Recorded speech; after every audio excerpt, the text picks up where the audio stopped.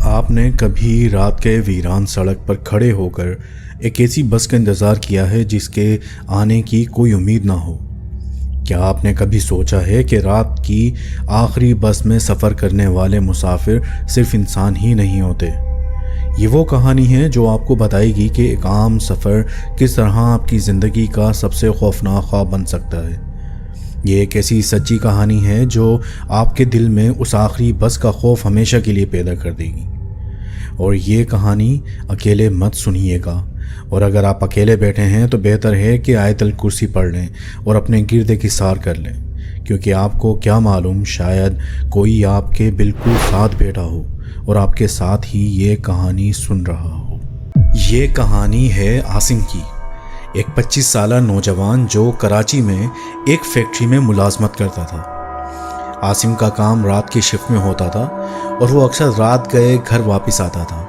اس کا معمول تھا کہ وہ کام ختم ہونے کے بعد ایک بس اسٹاپ پر جا کر آخری بس کا انتظار کرتا۔ یہ بس اسٹاپ شہر کے ایک ویران اور پرانے حصے میں تھا، جہاں رات کے وقت سناٹا چھا جاتا تھا۔ اس دن عاصم کی شفٹ تھوڑی لمبی ہو گئی تھی۔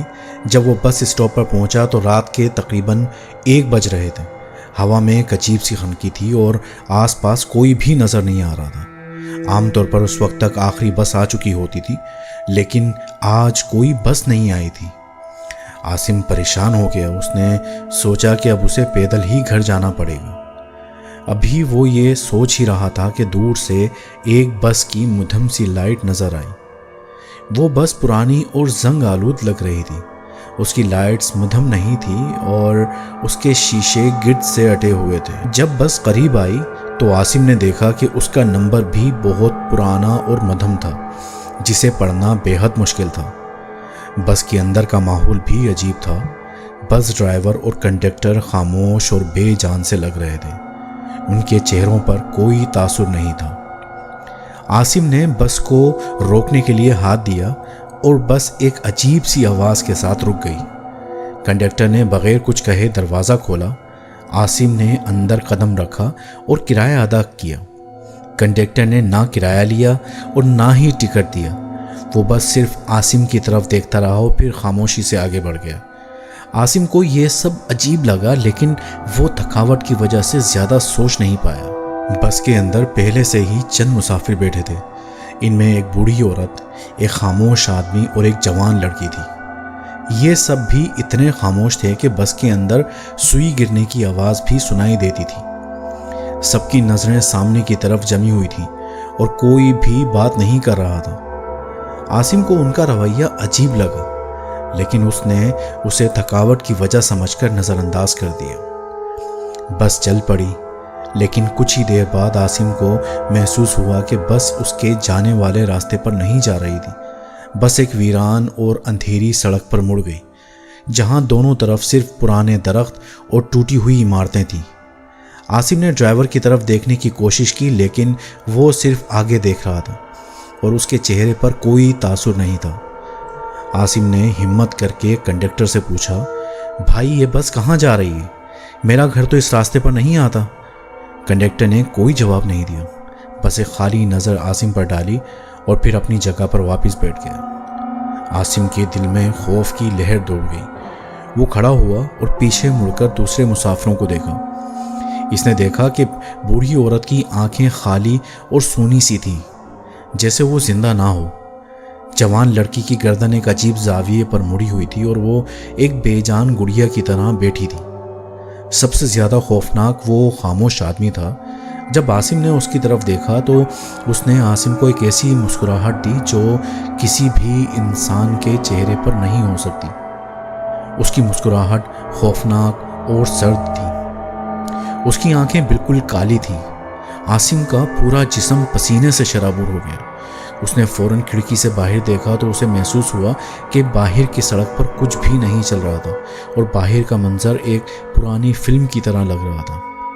بس کے اندر کا درجہ حرارت تیزی سے گرنے لگا اور ایک عجیب سی اسمیل پھیل گئی۔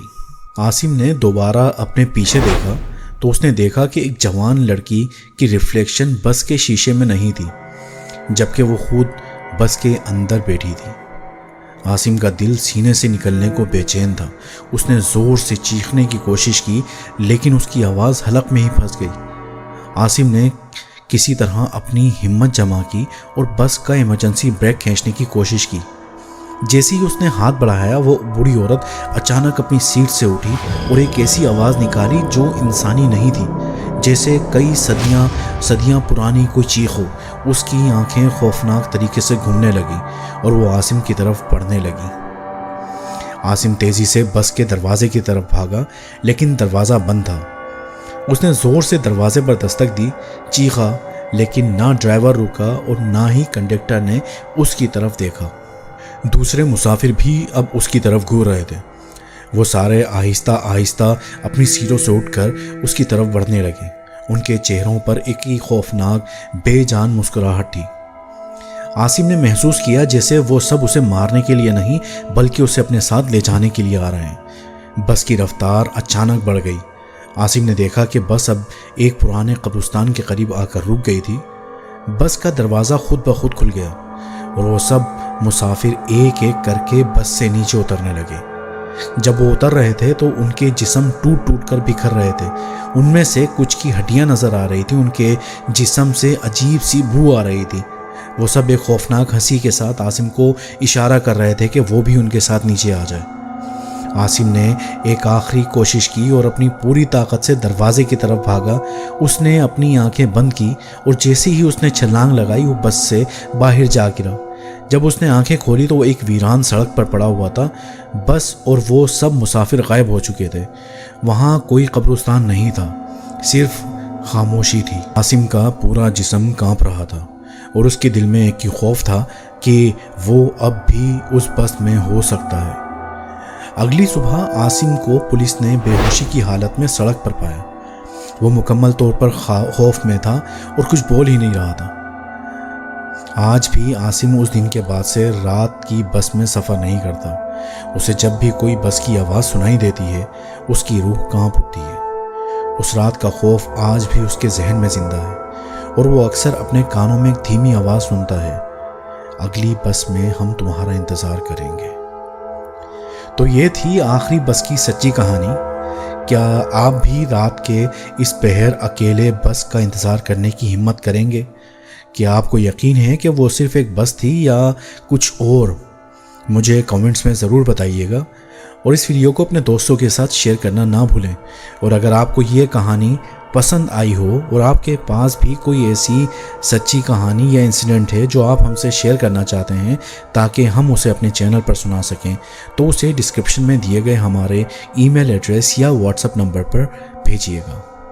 और इस कहानी को लाइक और सब्सक्राइब करना मत भूलें और मज़ीद ऐसी कहानियाँ वक्त पर रिसीव करने के लिए बेल आइकन को भी ज़रूर प्रेस कीजिएगा।